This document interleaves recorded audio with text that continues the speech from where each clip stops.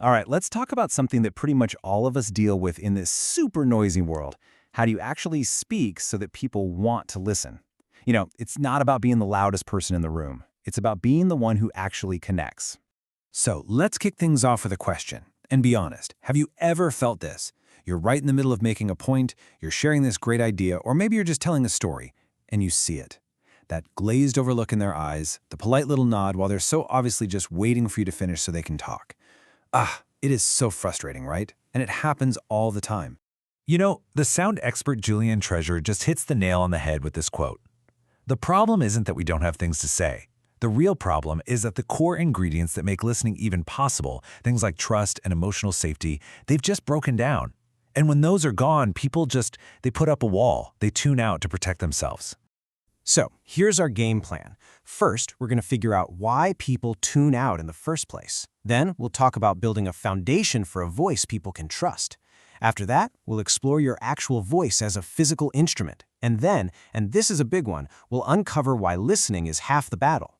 Finally, we'll see how all of this applies in our, well, pretty divided world. Okay, first up, why do people stop listening? Well, like we just said, it really comes down to a breakdown in trust. So let's look at the really common habits that just chew away at that trust and make it impossible for someone to listen. And it's almost never about the facts you're presenting, it's about the feeling you create with your words. Here are some of the big culprits. Judging, being dogmatic, being absolutely certain you're right, constant negativity, complaining, and blame. The interesting thing? All of these have the same kind of poison in them. They make the other person feel unsafe. Their brain literally flips a switch from learning mode to self-defense mode. The amazing researcher Brené Brown just nails the damage of even one of these habits. As soon as someone feels judged, their mind just slams shut. Curiosity? Gone. They're no longer exploring an idea with you, they're looking for the nearest exit from the conversation. And at that point, any real connection is totally out the window. So, if judging and negativity are the things that push people away, what pulls them in? Well, this gets us to the solution, building the foundation for speech people can trust. There's this great framework called HAIL, and it's all about your intention before you even say a word. So HAIL, what's that stand for? Honesty, authenticity, integrity, and love. And love here just means wishing the other person well, having goodwill. These four things are the building blocks of that emotional safety we were talking about, the very thing those deadly sins absolutely destroy. Now, let's really dig into two of these because the difference here is so important. Honesty is the what. It's the facts, the truth of your message. But authenticity is the who. It's the real person standing behind those facts. See, you can say something that's 100% true, but if it sounds like you're performing, or if you don't even believe it yourself, your audience will feel that mismatch in a heartbeat. And what about integrity? Stephen Covey explains that it's not some big, complicated thing. In a regular conversation, integrity just sounds like you do what you say you're going to do. It's being real about your limits. That kind of consistency, that's what builds deep, real trust. All right, so we've covered the internal stuff, the foundation. Now let's shift to the outside, your delivery. Your voice is literally a physical instrument, and how you play it has a huge effect on whether people see you as credible and worth listening to. This slide just lays it out so clearly. On the one side, you've got the credibility killers, that monotone voice that just screams, "I'm bored," or vocal fry, that kind of creaky, lazy sound, or rushing through your sentences like you're nervous. But on the other side, the builders. A calm, steady pace, clear words, and the really powerful, confident use of silence. It's not about being loud, it's about being grounded. Oh, I love this quote. It just gets right to the core of what vocal presence is. When you rush, you sound like you're asking for approval. But when you slow down, when you ground yourself and let your words have some weight, you sound like you're speaking the truth, not just trying to sell it. So how do you actually build this presence?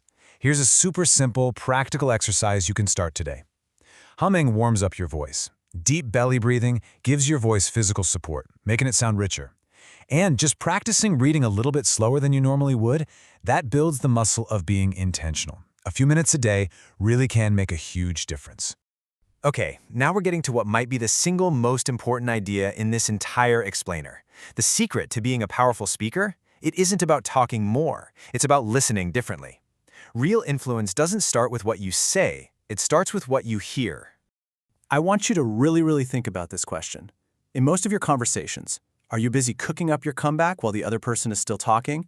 Or are you genuinely trying to get what they mean, to get the feeling behind their words? That difference, it changes everything. The Buddhist teacher Thich Nhat Hanh just frames this so beautifully. Listening to respond is, when you get down to it, selfish. It's about you, it's about your point. But listening to understand, that's an act of connection. It's not about winning a debate, it's about building a bridge to where another person is standing. And here's what's actually happening inside our heads. Listening to respond is a strategy, right? Your inner voice is loud, just waiting for a gap to jump in. But listening to understand is totally different. It's about being receptive, being open. You have to quiet your own inner chatter to make room for someone else's truth to really land. Okay, so let's bring all this home. How do we use these principles in the toughest environment there is? A polarized conversation where everybody seems ready for a fight. How do you speak with real conviction without just making things worse?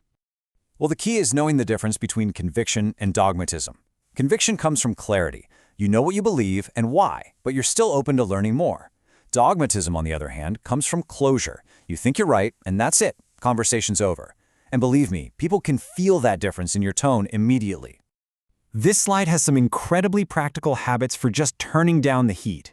First, try stating the best version of the other side's argument. Ask about their life experience, not just their opinion. Slow down. And this is the big one. Change your goal. Your goal isn't a public victory, it's a future friendship. And that's really what it all boils down to in these divided times, isn't it? The most powerful skill isn't some clever comeback or a perfectly worded argument. It's restraint. It's the ability to be firm in what you believe without being rigid, and to just stay human, even when the person across from you has forgotten how. So we're going to end right back where we started with Julian Treasure. In the end, a powerful voice isn't measured in how loud it is, but in how much it's trusted. When you build what you say on a foundation of honesty, authenticity, integrity, and just basic goodwill, people don't just hear you, they actually choose to listen.